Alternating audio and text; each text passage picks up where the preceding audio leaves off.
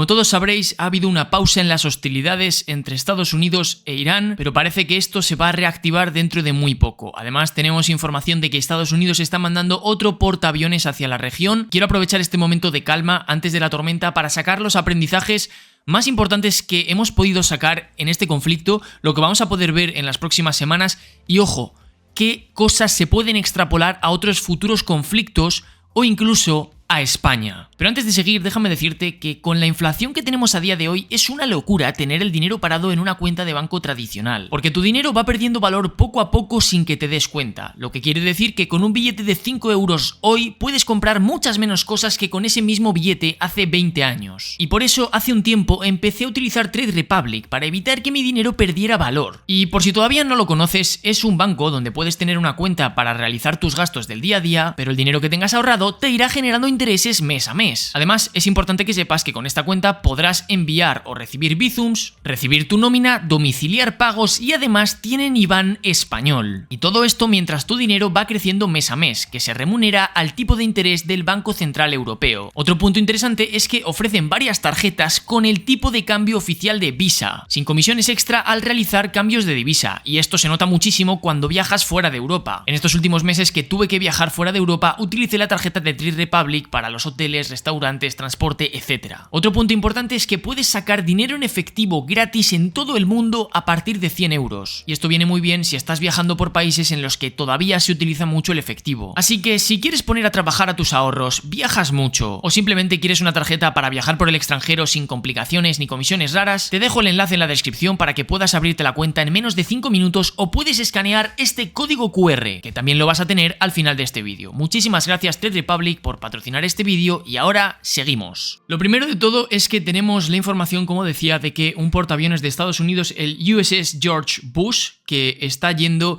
ahora mismo hacia la región del Mar Arábigo, hacia más o menos por aquí. Es curioso porque el George Bush es en el portaaviones en el que yo pude estar.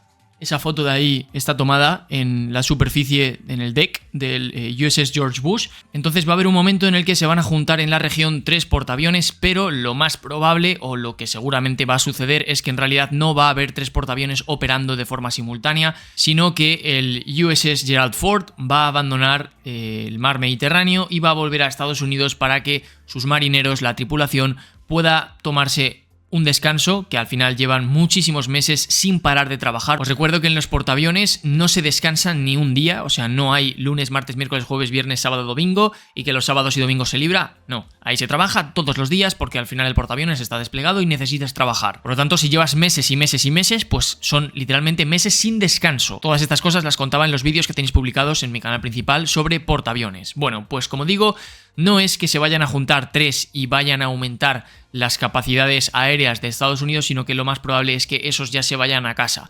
Y lo curioso aquí es que el George Bush viene desde Estados Unidos, desde la costa este, aproximadamente por aquí, y en lugar de haber ido por el Mediterráneo, lo que está haciendo es circunnavegar todo África para llegar a más o menos esta zona. No sabemos aproximadamente dónde se va a situar, pero entendemos que por aquí. Se va a poner cerca del Abraham Lincoln, el USS Abraham Lincoln, para realizar las operaciones contra Irán, que está aproximadamente por aquí. ¿Y por qué no ha cruzado el estrecho de Gibraltar, el Mediterráneo, el canal de Suez para meterse aquí, como sí que hizo el Gerald Ford? Pues porque, como todos sabréis también, aquí tenemos Yemen, que es un lugar en el que están los hutís, que son, bueno, pues un grupo también enemigo de Estados Unidos, aliado de Irán, de alguna manera. No sé exactamente la definición de qué son los hutís, pero desde luego no se atreve Estados Unidos a pasar con sus buques por aquí, ni con sus portaaviones. Y esto es una cosa bastante impactante porque es la marina más poderosa del mundo. Se está viendo limitada por las amenazas que pueda representar. Ni siquiera es un ejército de un país formal, sino que es, bueno, pues un grupo armado bastante potente, pero que, bueno, pues les está limitando. En este caso tienen que circunnavegar, y ya no solamente es el aumento de días que esto supone, sino también el aumento de coste, porque al final estás gastando mucho más combustible, la logística tiene que complicarse, etc., en lugar de simplemente hacer la trayectoria corta. Entonces, lo dicho, vamos a encontrarnos que en aproximadamente una semana o así vamos a tener aquí también al USS George Bush, y aproximadamente por ese momento probablemente será cuando Estados Unidos vuelva a arrancar con las hostilidades, cuando tenga pues la potencia aérea colocada en la región. A ver, aquí también hay que decir que si Estados Unidos quisiera, por algún motivo, pues intensificar más todavía, podría mandar algún otro portaaviones a la zona. Mandarlo desde el Pacífico sería un poco locura porque se estaría dejando desprotegida toda la región, pero quizás se podría hacer algún tipo de esfuerzo con alguno de los portaaviones que están de entrenamiento, de mantenimiento o algo así para poder también ir hacia esta región. De momento eso no se ha confirmado, de hecho no parece que vaya a suceder, lo que más o menos podría decirnos que la campaña aérea por parte de Estados Unidos va a seguir con la intensidad que tiene actualmente, que tampoco se va a aumentar mucho más. Bueno, lo que tenemos que entender con respecto a cómo ha hecho las cosas Irán es que ellos, al no tener una fuerza aérea poderosa, por así decirlo, han sido conscientes de sus limitaciones y eso es algo bastante positivo. Tú puedes no ser el mejor en algo o puedes no ser bueno en algo, pero lo importante es que lo entiendas, porque entendiendo tus debilidades puedes centrarte en potenciar tus fortalezas. Y en este caso, ellos que tenían F4, F-14, son aviones súper viejos y eran plenamente conscientes de que no iban a poder ni de broma plantarle cara a cara a la Fuerza Aérea de Estados Unidos junto con la Fuerza Aérea israelí. O sea, es que de verdad, no había absolutamente ninguna posibilidad. Entonces ellos se han ido centrando desde hace tiempo en desarrollar otro tipo de amenazas voladoras, por así decirlo. Y en este caso estamos hablando de los drones. Son unos drones que ya estaban bastante testeados, bastante probados y se sabía que funcionaban muy bien. Los han probado en multitud de ocasiones, incluso el año pasado mismamente cuando lanzaron los ataques sobre Israel.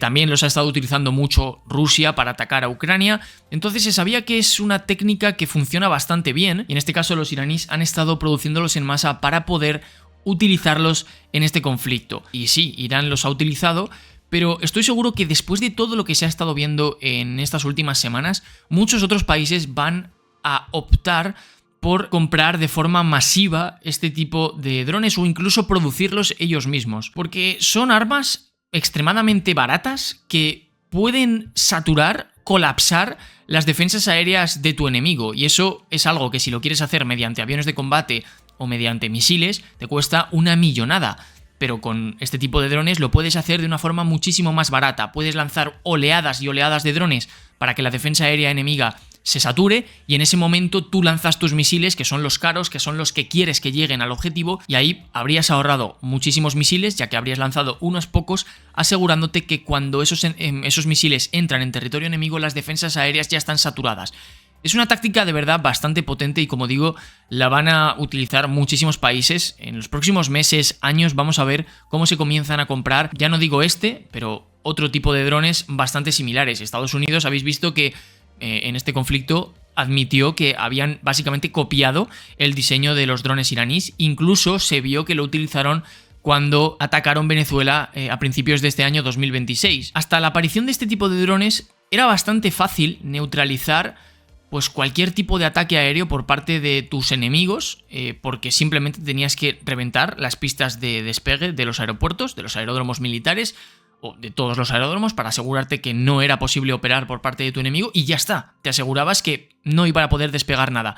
Pero en este caso es que este tipo de drones no despega desde aeropuertos, los lanzan desde catapultas.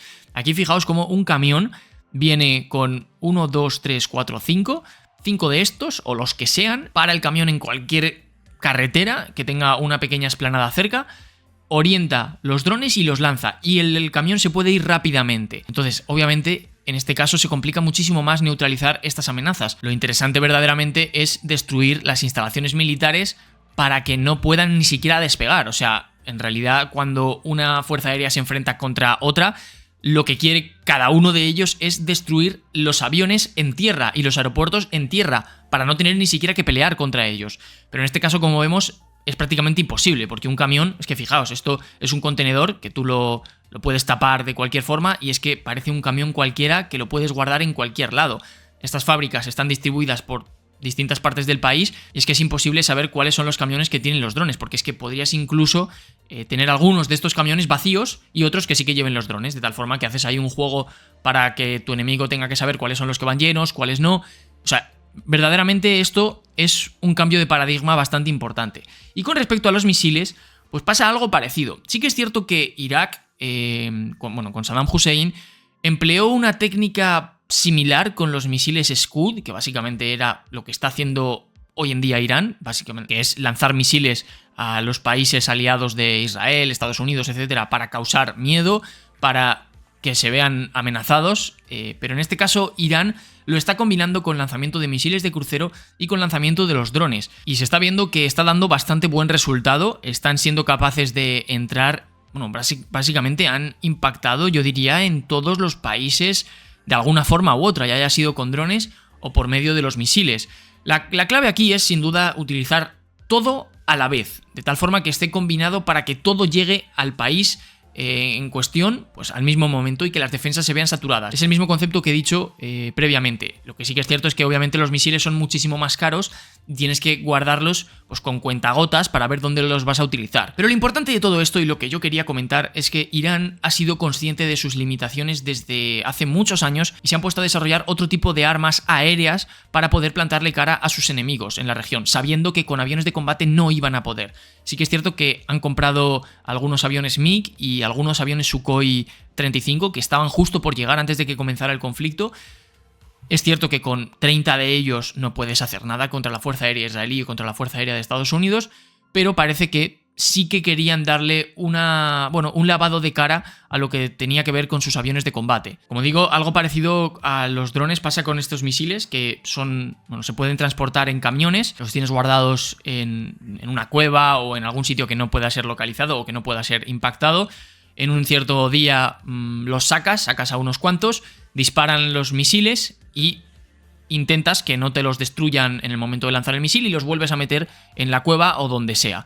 Obviamente no es tan sencillo como eso, porque en el momento en el que un misil se lanza, pues es un potencial, este camión es un potencial objetivo, porque sale una llamarada desde aquí y eso todos los sensores de los aviones de Estados Unidos van a apuntar hacia esa zona. Si hay algún avión en ese momento volando, pues obviamente va a detectar a este sistema, o incluso sistemas satelitales que pues la Fuerza Espacial de Estados Unidos o cualquier centro de inteligencia estadounidense o israelí puede facilitar las coordenadas de los camiones, pero lo importante es que son sistemas móviles, que no son los típicos silos que pues los tienes en un lugar fijo y sabes, tu enemigo sabe dónde están. En este caso no, son sistemas que van movidos por camiones. Eso hace que no puedan ser tan grandes y que quizás no tengan tanto alcance, pero en este caso lo que importa no es el alcance que tengan, pero en este caso es mucho más importante el hecho de que puedas lanzar, esconder. Y luego, con respecto a la defensa aérea de Irán, también han estado haciendo una cosa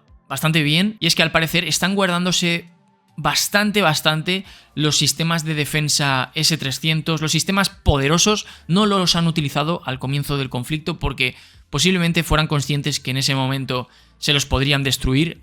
Comenzaron a utilizar sistemas de medio alcance, como por ejemplo este que podemos ver aquí, que además son sistemas que tienen integrados los lanzadores de misiles en un camión junto con los radares.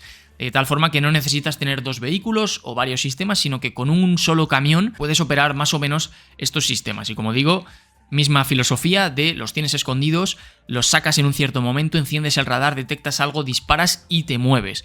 No es tan sencillo porque todo esto necesita sus tiempos para poder operar, pero esa es más o menos la idea. Es cierto que esto no es una novedad iraní, o sea, este concepto de operar los sistemas de defensa pues existe desde hace mucho tiempo, pero bueno, pues los iraníes tienen muchísimos de ellos porque hemos visto que han sido muchos neutralizados, pero aún así siguen siendo capaces de tener algunos activos, incluso hasta el punto de haber derribado el otro día un F-15. Y, como no, el hecho de comentar pues los sistemas Manpads, que estos pues al final son muy importantes porque estamos viendo que los aviones de Estados Unidos por algún motivo están volando bajo en algunas regiones. Vimos vídeos de F-18 que disparaban con el cañón cerca de un puerto.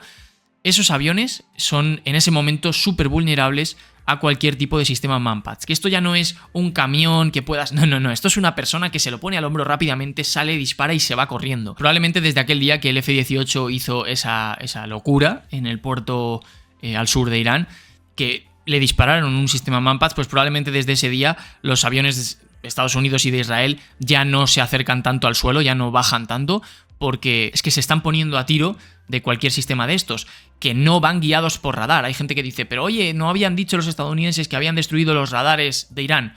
Punto 1, no han destruido todos, y punto 2, estos sistemas no van guiados por radar, van guiados o por una cámara o por sistemas infrarrojos. Entonces, un aprendizaje que se puede sacar aquí es que ni siquiera las dos fuerzas aéreas más poderosas del mundo, que probablemente sean, desde luego la estadounidense lo es, y probablemente la segunda es la Fuerza Aérea Israelí, aunque no por número, pero sí por experiencia en combate, por formas de operar y demás.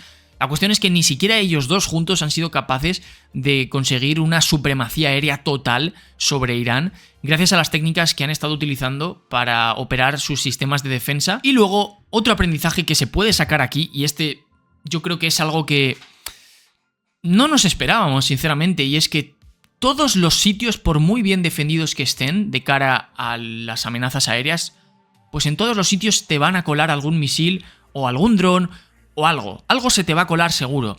Ni siquiera Israel, con toda la cantidad de defensas aéreas que tiene, ha sido capaz de neutralizar los misiles, los drones iraníes. Obviamente, una gran mayoría los han neutralizado, pero aún así alguno les ha entrado. Incluso alguno ha generado bastantes daños. Y esto lo hemos visto en todos los países de la región. Hemos visto que ha habido daños en Arabia Saudí, que fue donde reventaron el Boeing E-3 Sentry, y algún avión cisterna más también fue dañado.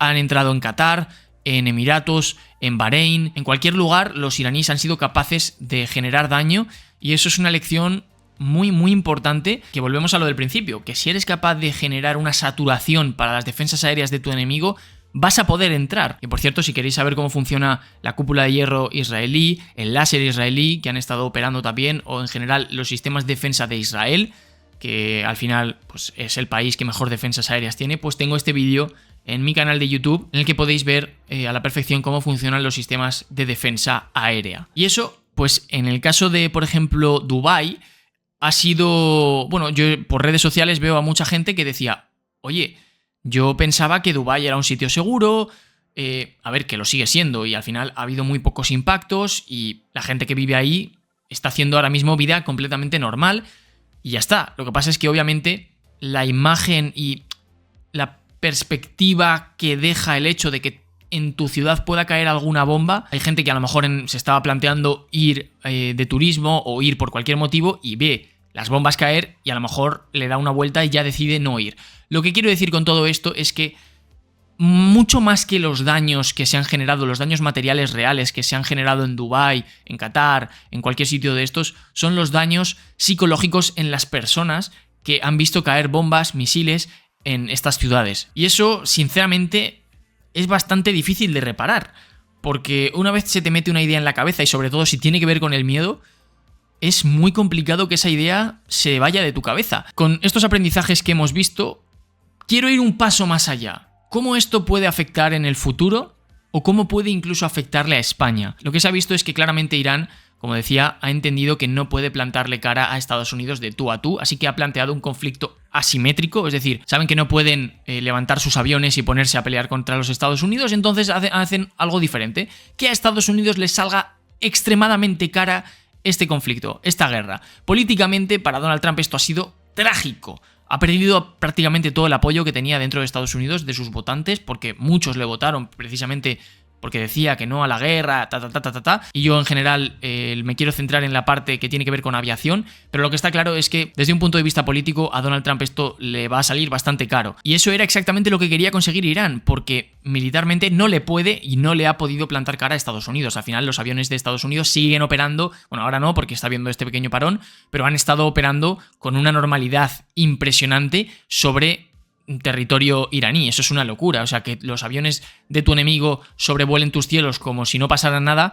pues obviamente es bastante loco. Pero claro, si tú por otro lado te pones a cerrar el estrecho de Hormuz, generas algún daño en los países aliados, que esos países le van a decir a Donald Trump, oye, ¿qué pasa aquí? Etcétera, etcétera. Pues esa es la forma que tiene Irán de ganar este conflicto. Y entonces, extrapolando todo eso, si lo llevamos al terreno de España, pues esto realmente podría suponer un problema muy gordo para España. ¿Y por qué? Bueno, pues porque España tiene al sur a Marruecos, vamos a ponerlo aquí en el mapa. Es un país con el que, bueno, somos vecinos, tenemos relaciones, obviamente, pero de vez en cuando pues hay disputas, y de hecho el problema que se plantea en España es un posible conflicto que pueda surgir con Marruecos, porque obviamente con el norte, con Francia y demás, no va a pasar nada, pero el problema puede venir en el sur. ¿Qué pasa? Que está, como podemos ver, muy cerca, Marruecos de España. La Fuerza Aérea de Marruecos es bastante inferior a la de España de momento. Habrá que ver en el futuro, pero de momento los Eurofighters españoles se meriendan a los F-16 de Marruecos. Eso, de verdad, es así. Es cierto que Marruecos está comprando armamento bastante potente, por eso digo que en el futuro habrá que ver cómo está la cosa. Pero lo que yo quiero decir es que si verdaderamente Marruecos entiende las limitaciones que tiene con respecto a España, si ellos en un futuro quisieran hacer algo contra España, lo que tendrían que hacer es básicamente ponerse a producir o comprar drones. Probablemente comprar, porque fabricarlos tampoco es tan fácil. Y se pueden hacer con un arsenal que pudiera poner en jaque las defensas aéreas españolas, que no son malas, la gente piensa que son una basura y demás. No, desde luego no. Lo que pasa es que por supuesto no están tan preparadas como las israelíes, no tenemos tanta densidad de sistemas de defensa, pero si en Marruecos se pusieran a comprarlos en masa, pues eso desde luego saturaría las defensas en España. Y si a eso le sumamos algunos otros sistemas de misiles o de cohetes que puedan lanzar, pues eso obviamente podría suponer una amenaza tremenda. Y es el punto que quería llegar, que no una amenaza militar desde el sentido de que vayan a conquistar España, sino que la economía de España prácticamente, pero en gran parte vive del turismo. Si tú a toda la costa del Mediterráneo o a la parte del sur del Mediterráneo comienzas a lanzar drones o misiles, desaparece el turismo. Y eso para España sería absolutamente trágico. Entonces, como veis, no hace falta que Marruecos invada España y conquiste España para generar un daño tremendo.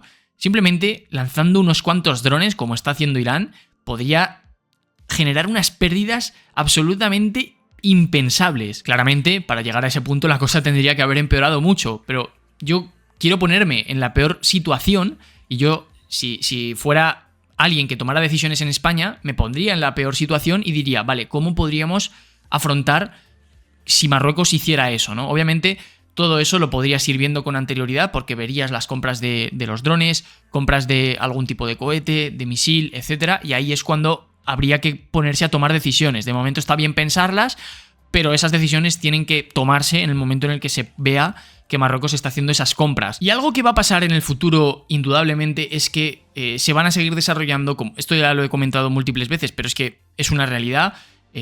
Indra, Airbus, Lockheed, da igual, cualquier empresa que me estéis viendo, poneos a desarrollar ya este tipo de sistemas porque os los van a comprar como si fueran chuches. Estos son cohetes que van guiados por láser y que son súper baratos, que no tienen la maniobrabilidad de los misiles aire-aire, como por ejemplo el Sidewinder o alguno de estos, pero es que esos misiles cuestan millones y se está viendo en vídeos que para derribar los drones pues se están lanzando misiles desde súper cerca. O sea, tú ves el dron, el piloto de caza ve el dron y aproximadamente a 1 kilómetro o menos dispara el misil. Entonces, disparar un Sidewinder a esa distancia para una amenaza que vuela a 180 kilómetros por hora es una pérdida de dinero, una pérdida económica tremenda. Entonces, un cohete de estos que puedas llevar 10 o 20 bajo un ala y que tenga un pequeño guiado y una pequeña maniobrabilidad, pues es suficiente para derribar este tipo de amenazas. Y con un F-15 o con un F-18 podrías bajarte muchos de ellos. Esto sería algo que España podría comprar o podría incluso producir en caso de que viera que Marruecos está comprando drones a mansalva. Habría muchas otras cosas que hacer, sistemas de radar que pudieran detectar los drones, etcétera, pero desde luego eso sería algo pues que habría que hacer seguro. Y bueno, pues hasta aquí este vídeo, espero que os haya parecido interesante saber que un próximo portaaviones va a llegar a la región y los aprendizajes que de momento se han podido sacar de este conflicto, que no son pocos, desde luego. Y esto, ojo, que lo he puesto el ejemplo con España, pero esto también podría aplicarse a Taiwán. Aquí se ha visto que un país bastante menos poderoso que otro, en este caso Irán comparado con Estados Unidos, ha sido capaz de plantarle cara porque, bueno, pues por todo lo que hemos comentado. En este caso a lo mejor Taiwán tendría que pensar en cómo podría saturar las defensas aéreas de alguna ciudad de China para generar muchos daños y que a China pues no se le pase por la cabeza una invasión. Obviamente eso, en el momento en el que Taiwán sacara los aviones de combate y los acercara a las costas de China, serían completamente aniquilados, teniendo en cuenta la cantidad de aviones de combate que tiene China. Por lo tanto, quizás la opción de los drones no sea mala para ellos. Esto, como digo, va a ser aplicado para todos los países y por eso quería traerlo en este vídeo. Así que espero que os haya parecido interesante, espero que os haya gustado. Por favor, ponedme vuestra opinión en comentarios porque me parece un tema del que se va a hablar mucho en el futuro. Nos vemos en el próximo vídeo y ahí viene, ¡Hasta luego!